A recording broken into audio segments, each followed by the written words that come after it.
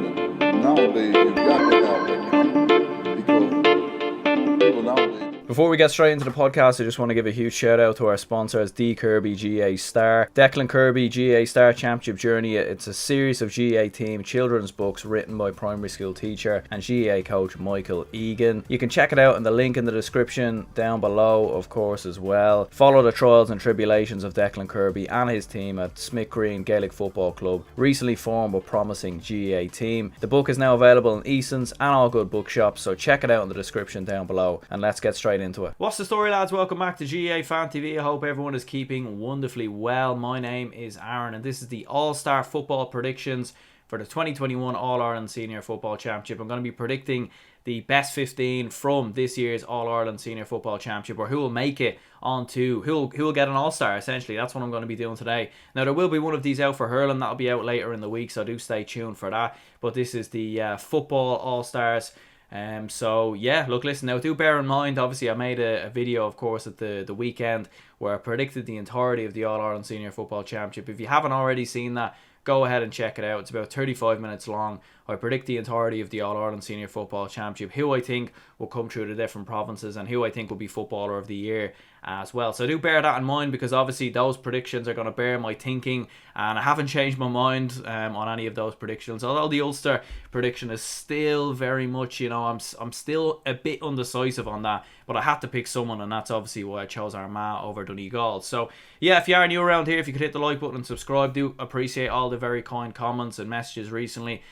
Do appreciate the support. So yeah, if you could hit the like button and subscribe, I would kindly appreciate it. I'll put an image on screen now, so that will just show you, lads, obviously what my predictions are for this year's All-Ireland Senior Football Championship, so you can bear that in mind as I make this All-Star predictions team. So I fancy Armagh to beat Donegal and Ulster, like I said.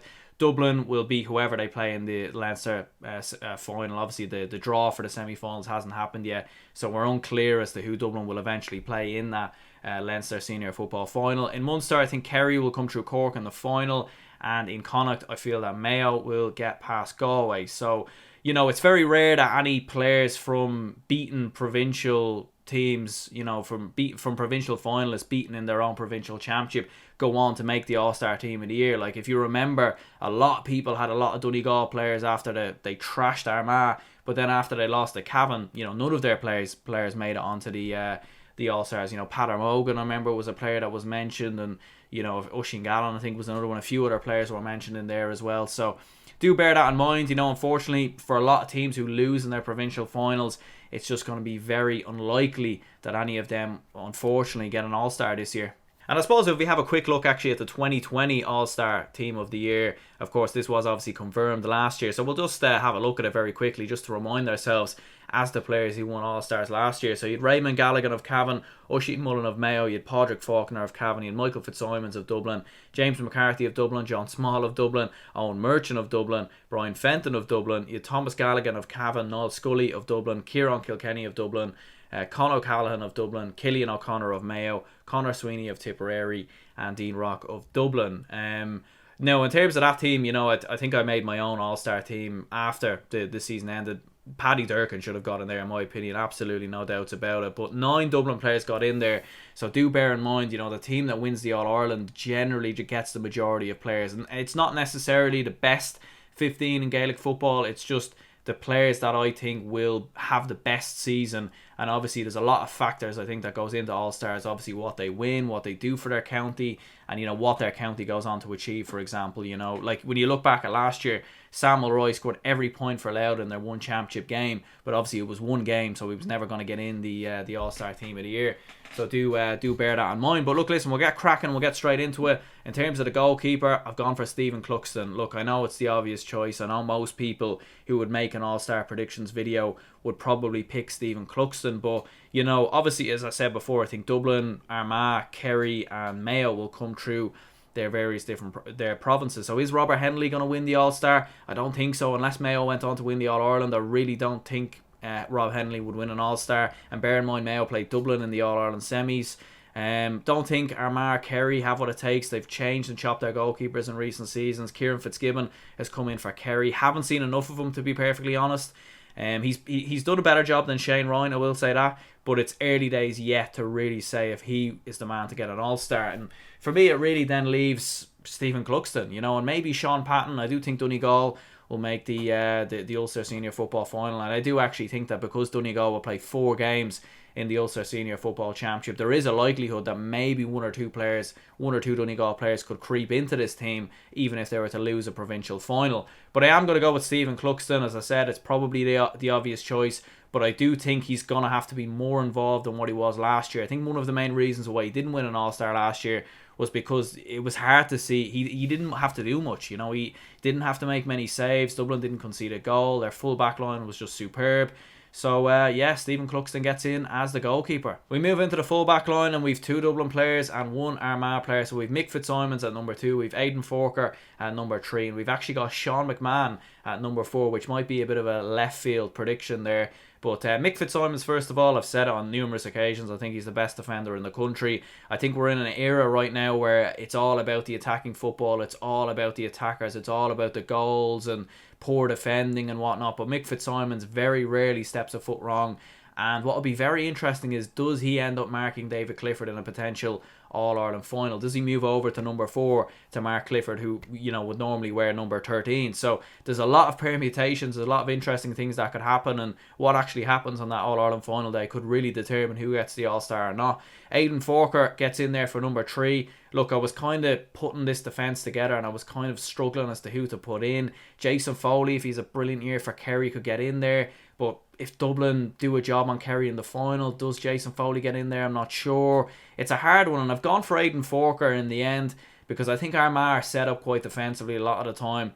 And I think Aidan Forker, in his club days, I believe, for Mahari, actually plays as a forward. So, he ends up actually getting a couple of points at times from fullback. He's a very good fullback as well. He did have a couple of injury concerns, I believe, coming into this championship, but I do think he'll be okay. And with the fact that I've predicted that Armagh will go on to win the Ulster Senior Football Championship, I do think that Aidan Forker gets in at number 3. And number 4 was a difficult one in many ways, and we could have went with Oisin Mullen, although he is playing a fullback so far this year. But I've gone with Sean McMahon of Dublin, and look, listen, I've really liked the look of him since he's come into the team. I think he's done a tremendous job so far for the Dubs. He really, really has. Thought he was brilliant in the games that he played in, and brilliant at coming out from the back, brilliant on the ball. And Dublin just quietly introduced a lot of their top talents down the years, and Sean McMahon looks like another one, with the potential that Johnny Cooper maybe could be moving up to the half-back line.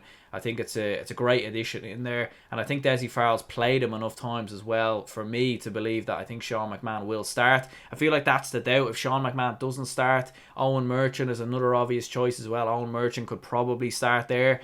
But I think Sean McMahon has done a very good job so far, and I think he's better defensively than Owen Merchant. I think Owen Merchant is better at going forward. And look, if we were going to pick an attacking fullback, we'd probably go with Oisin Mullen. But I do feel that Mayo are going to ship a lot of points and goals this year, so that's why I haven't got him in there. So Sean McMahon just about gets in there for me. Maybe Tyke Morley could have been another option of Kerry, or a Jack Sherwood or a Brian O'Buglock or something like that. But I think Sean McMahon will just about get it. I think Dublin do have the best defence in the country, and I do obviously think they will win the All-Ireland this year. So that's why I've gone for Sean McMahon in at number 4. Now, the half-back line is an interesting one. We've got James McCarthy at 5, we've got Paddy Durkin at 6, and we've got Gavin White at 7. James McCarthy could very well play in midfield. But Desi Farrell has tried a couple of different things out this year in the All-Ireland or in the National League. He played Pater O'Kovic Byrne at different times. Brian Howard played in midfield. Tom Lahiff is in there as well. So the midfield spot is very well competitive. And with the injury of John Small, I do have a sneaky feeling that James McCarthy could very well play at number 5 or 6 this year, which is one of the reasons why he gets in the team. And I think he's a bit like Brian Fenton. These two players are probably on the team sheet straight away because of the fact that Dublin will make an All-Ireland final, and I think in most people's eyes they will win the All-Ireland Senior Football Championship. Now, feel free to disagree, but for me, I think James McCarthy gets in there, brilliant at getting forward, very good defensively as well. I think he's more of the defensive midfielder, in terms of when Fenton and McCarthy, I think McCarthy's the one who scoops up all the loose balls. He's the one who does the dirty work, and then Fenton's like the Rolls Royce. And he always has that protection from James McCarthy, which is brilliant. So McCarthy's in there. Paddy Durcan, like I said before, I was amazed that he didn't win an All-Star last year, and I do think that Mayo will progress to a semi-final in the All-Ireland this year. Mayo will actually play they'll play 3 games in Connacht, so that will maybe give more games for Mayo players to potentially sneak into this team, albeit 2 of them are against Division 4 teams. But I do think that Paddy Durcan will get in here. I think he's tremendous going forward. I think he's the best wing back in the country, and when he plays a half back as well, he's not bad either, or when he plays a centre back, I should say, he's fantastic. So yeah, Paddy Durcan gets in there at number 6. I don't think there can be any 2 complaints there. Number 7 was a tricky one, and there was some options there. Could you go with maybe a Paul Murphy of a Kerry or something like that? But I've gone with Gavin White, and Gavin White would normally play at the 7, and obviously this is the first Kerry player I've got in here. Bear in mind, Mayo got to the All-Ireland final last year and only had 1 player in the All-Star Football Team of the Year, which I actually think was wrong. I think Owen McLaughlin should have probably got in there last year as well. But yeah, Gavin White is the first Kerry player who gets in there. Obviously his lob against Tyrone was something else. And look, maybe there's a bit of recency bias creeping in here. I didn't want to give too many Dublin players. Like, I didn't want to have a team of like 9-10 Dublin players. So I was kind of looking around at what wingbacks could potentially fill in, and maybe Owen McLaughlin if he starts for Mayo. Mayo normally have attacking wingbacks. Possibly could have pushed Oisin Mullen into the 7, but I've gone with Gavin White. Look, listen, I think if Kerry are going to have the year that they have and get to a an All-Ireland final and run the Dubs quite closely, which is what I feel they will, they've got to get at least one of these defenders in here, and they're going to have to take risks. They're going to have to get wing backs forward. They're going to have to take chances, and that's the main reason why I've got Gavin White in here at number 7. We move on to the midfield, and we have Brian Fenton and Diarmuid O'Connor. Like I said before, like, James McCarthy's a sure thing in this team, and I think Brian Fenton gets in there as well. I think Fenton, what can you say? You run out of words to describe Brian Fenton, and I think everyone's probably maybe fed up of hearing how good he is.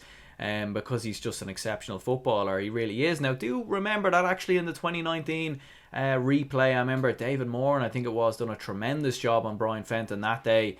And I've got Diarmuid O'Connor as the partner. Now, look, listen, Diarmuid O'Connor is coming in tremendous form from the National League. He's been fantastic, and maybe you could potentially go with a Paulo Kofic-Byrne if he starts, but the other midfield position isn't sure for me with Dublin. It could be McCarthy, it could be Tom Lahiff. We don't really know. Maybe Desi Farrell will just rotate throughout the Leinster Championship, and then by the time the semi-finals and final comes around, he'll take things a little bit more seriously. So yeah, I've got Fenton and Diarmuid O'Connor, like I said, and there were other options in there, maybe a Matthew Ruan of Mayo, who's been fantastic in the league as well, but I do think Diarmuid O'Connor gets in there at number 9, and yeah, I think he's been brilliant in the league, and I think he will have a brilliant championship, and if Kerry are to progress through Munster and get all the way to the All-Ireland final like I expect, I would fully expect another Kerry player in there, and Diarmuid O'Connor gets in there. We then have the half-forward line, and in at number 10 we've Kieran Kilkenny. At 11 we've Rian O'Neill, and at 12 we have Sean O'Shea. Now, we really could have, all these 3 players would actually normally play at 11. Kieran Kilkenny would play at 11, and Sean O'Shea would normally play at 11. Although all these 3 players are very versatile players, which is one of the main reasons why you could put them really in any position and they'd probably do a job for you. Kieran Kilkenny, he's kind of similar to a Fenton and a McCarthy as well. Believe he won an All-Star last year, he did, so he's another just top class player. He's the man who keeps it ticking. He's the playmaker in the team, gets points, gets goals at different moments as well, drops back into midfield when he needs to. If Dublin are pressing quite high up the pitch, he's the man who often leads it. Number 12 is Sean O'Shea, and I think you can kind of put him in the same conversation as Kieran Kilkenny, because Sean O'Shea is the man who keeps things ticking. He gets the points, the goals, assists as well. Like, his contribution as well is just brilliant. And I think because Kerry, or because defences will be so focused on David Clifford, I think what has happened, we even seen it in the 2019 2 games as well, where Sean O'Shea was given a bit more space, and even Killian Spillane when he came on, and Tommy Walsh, because teams are so focused on your David Cliffords and some of the other players in that team, some of the other forwards, maybe Paddy Clifford as well, or Paul Gainey, it just allows a bit of space for Sean O'Shea. And I think it's a sure thing for me that he gets in here as well, especially if Kerry do go all the way to an All-Ireland final, like we say. Look, listen, Kerry could do what they done last year and lose to Clare at the weekend, and this will be a very stupid video, but I surely not. Like, surely Kerry are going to beat Clare. So yeah, Sean O'Shea gets in there at number 12. And number 11 is Rian O'Neill, and like I said before, if Armagh are going to come through Ulster, which I've predicted that they will, they'll need some big players to step up, and I think Rian O'Neill is one of them. And look, listen, Oisin O'Neill probably a little bit unlucky to miss out on this team, obviously his brother, but Rian O'Neill, you know, on his day, one of the best forwards in the country, one of the most talented footballers in the country. I mean, he's exceptional, he really, really is.